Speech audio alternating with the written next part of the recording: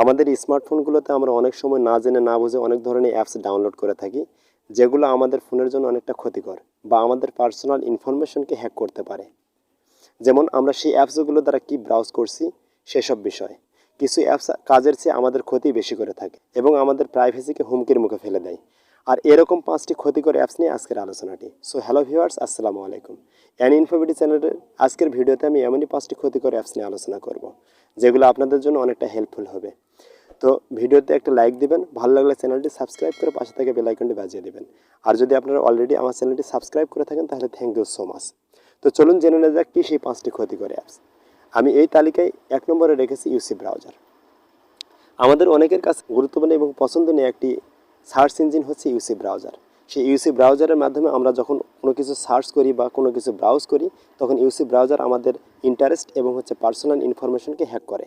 যেমন আমরা কী বিষয়ের প্রতি ইন্টারেস্ট, সে বিষয়গুলোকে ইউসি ব্রাউজার ট্র্যাক করে এবং এই ট্র্যাক করার মাধ্যমে সে আমাদের পয়েন্ট অফ ইন্টারেস্টটিকে রিমার্ক করে এবং আমাদের ব্যক্তিগত তথ্যকে তারা হাতিয়ে নেয়। ইউসি ব্রাউজার কর্তৃক অনেকটা আমাদের ব্যক্তিগত তথ্যকে চুরি করার মতো। এটা করার মাধ্যমে ইউসি ব্রাউজার আমাদের ব্যক্তিগত তথ্য বা ব্যক্তিগত ইন্টারেস্টকে alibaba.com এর কাছে বিক্রি করে দেয়। আর পরবর্তীতে আপনারা আপনাদের ফোনের মাধ্যমে যখনই ব্রাউজ করতে যাবেন তখন দেখবেন যে alibaba.com কর্তৃক আপনাদের কাছে এমন কিছু অ্যাড শো করছে যেগুলোর প্রতি আপনাদের ইন্টারেস্ট আছে। এটি একমাত্র ইউসি ব্রাউজারের দ্বারা সম্ভব হয়। আর এক্ষেত্রে আমি সাজেস্ট করব আপনারা ইউসি ব্রাউজারের পরিবর্তে গুগল ক্রোম ব্রাউজার ইউজ করে আপনাদের যে কোনো ব্রাউজ করতে পারেন। এক্ষেত্রে আপনাদের ব্যক্তিগত তথ্য এবং আপনার প্রাইভেসি অনেকটা নিরাপদ থাকবে। 2 নম্বর তালিকায় আমি আপনাদের জন্য অপটিমাইজেশন অ্যাপ।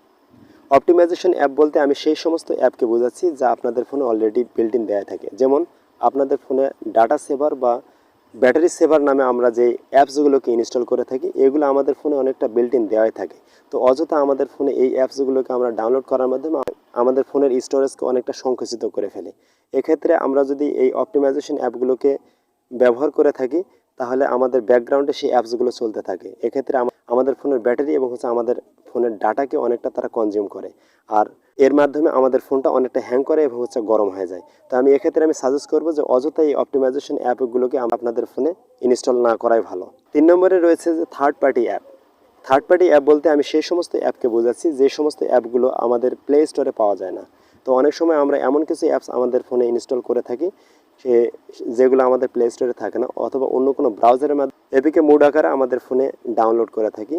এই ধরনের অ্যাপগুলোতে অনেক সময় এমন কিছু ম্যালওয়্যার লুকায়িত থাকে যার মাধ্যমে আমাদের ব্যক্তিগত প্রাইভেসি বা আমাদের ব্যক্তিগত ইনফরমেশন অনেকটা হ্যাকারদের কাছে চলে যায়, আর তারা আমাদের ইন্টারেস্ট এবং আমাদের ব্যক্তিগত তথ্য হাতিয়ে নেওয়ার মাধ্যমে আমাদেরকে বিপদের সম্মুখীন করতে পারে।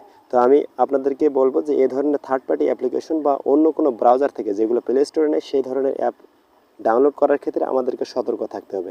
4 নম্বরে রয়েছে অ্যান্টিভাইরাস সফটওয়্যার। অনেক সময় আমরা আমাদের ফোনের ভাইরাসকে নির্মূল করার জন্য কিছু অ্যান্টিভাইরাস সফটওয়্যার ব্যবহার করে থাকি, যেগুলো আমাদের প্লে স্টোরে পাওয়া যায় না। সেই অ্যাপগুলোকে আমরা বিভিন্ন প্রকার ব্রাউজারের মাধ্যমে এপিকে মোড আকারে আমাদের ফোনে ডাউনলোড করে থাকি। এই অ্যান্টিভাইরাস সফটওয়্যারের মাধ্যমে থাকতে পারে ক্ষতিকর ম্যালওয়্যার যা আপনার ব্যক্তিগত তথ্যকে হাতিয়ে নেবে এবং এগুলোকে আপনার ফোনকে অযথা গরম করবে এবং আপনাদের ফোনকে হুমকির সম্মুখীন করে ফেলবে। তো আমি সাজেস্ট করব আপনারা এই সমস্ত আপনাদের যদি অ্যান্টিভাইরাস সফটওয়্যার ব্যবহার করতে হয় তাহলে গুগল যে প্লে প্রোটেক্ট সফটওয়্যারটি আছে সেটি আপনারা ব্যবহার করতে পারেন। এতে করে আপনার ব্যক্তিগত তথ্য এবং ইনফরমেশন অনেকটা নিরাপদ থাকবে। নাম্বার 5, এই তালিকায় রয়েছে fast charging app. Fast charging অনেকেই আমরা আমাদের ফোনে ফাস্ট চার্জিং করার জন্য আমরা কিছু অ্যাপ্লিকেশন ব্যবহার করে থাকি, যার মাধ্যমে আমরা মনে করি যে আমাদের ফোনটা ফাস্ট চার্জিং হবে। ফাস্ট চার্জিং বিষয়টা অনেকটা মোবাইল হার্ডওয়্যারের সঙ্গে সম্পৃক্ত। ফাস্ট চার্জিং করতে হলে আপনাদের সে ধরনের অ্যাডাপ্টার লাগবে এবং আপনার ফোন ফাস্ট চার্জ সাপোর্ট করে কিনা সে বিষয়টি খেয়াল রাখতে হবে। আপনি যদি শুধু একটি অ্যাপ্লিকেশন ডাউনলোড করার মাধ্যমে আপনার ফোনকে ফাস্ট চার্জিং করতেছেন তাহলে এটা আপনাদের ফোনের আয়ুষ্কাল অনেকটা কমে যেতে পারে। প্রিয় দর্শক, এই ছিল আজকের ভিডিওটি ভালো লাগলে অবশ্যই একটি লাইক দিয়ে শেয়ার করবেন বন্ধুদের সাথে। দেখা হবে পরবর্তীতে নেক্সট কোনো ভিডিওতে। সে পর্যন্ত সঙ্গেই থাকুন, ভালো থাকুন, আল্লাহ হাফেজ।